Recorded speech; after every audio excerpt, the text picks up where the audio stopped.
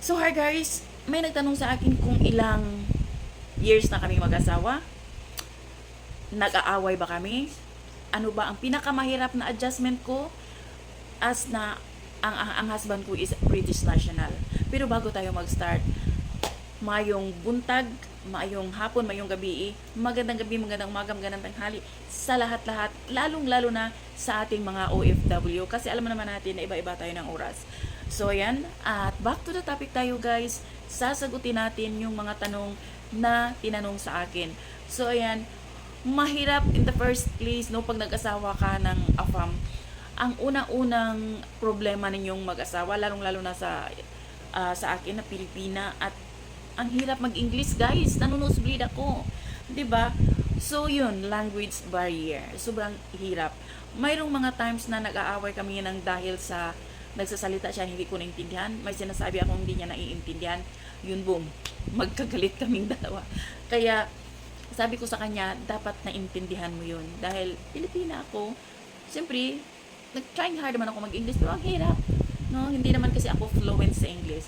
So pangalawa, sa pagkain, lalong-lalo na yung asawa ko, napaka hirap pakainin, guys. Sobra, masyado siyang digi sa pagkain. Hindi ba siya kagaya sa iba na punta lang ng Jollibee or McDonald's, kain. Hindi siya ganun. Hindi kumakain ng pasta. Ang hirap. So, yun. Pangatlo, ano ba ang pangatlo sa amin? Kasi hindi kami kasi pala away na mag-asawa, hindi kami yung laging nagbabangayan, hindi.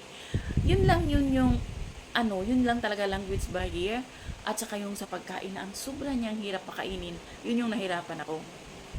Kasi pagdating naman sa ibang bagay, nagkakasundo naman kami kasi pag may problema kami, inuupuan namin at sinusolve yung problema. Ayaw ko yung nagbabangayan, matutulog kayong magkagalit. Ayaw ko yun. So, yun guys, yun yung mga nahihirapan ako. At hanggang ngayon, hirap pa rin. Kasi, hindi mo siya mapakain ng mga Filipino food talaga. Hindi.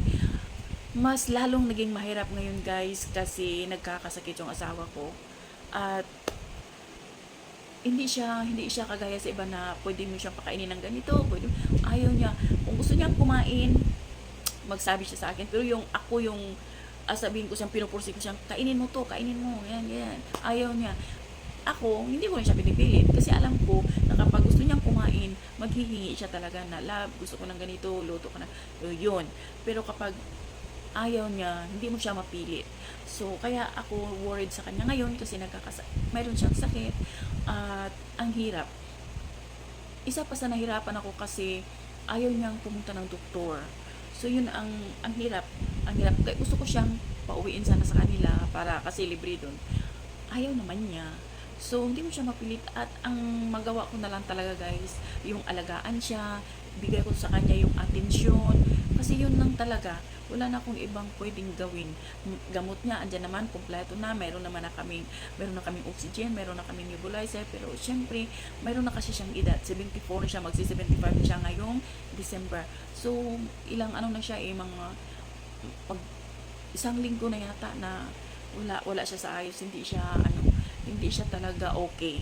Kaya ako worried ako kasi syempre no, ikaw asawa ka, syempre worried ka sa asawa mo, lalo pat alam mong may sakit siya at alam mo na yung sakit niya is alam yung sa sigarilyo kasi mahilig mo sigarilyo noon pa. So yun, so wala akong magawa kung hindi alagaan na lang siya talaga. So yun lang guys, thank you for watching. Sana maging okay na yung asawa ko, sana gumaling na siya kasi syempre parang ang hirap talaga. So yun lang guys, thank you for watching. Bye, God bless everyone. Bye bye.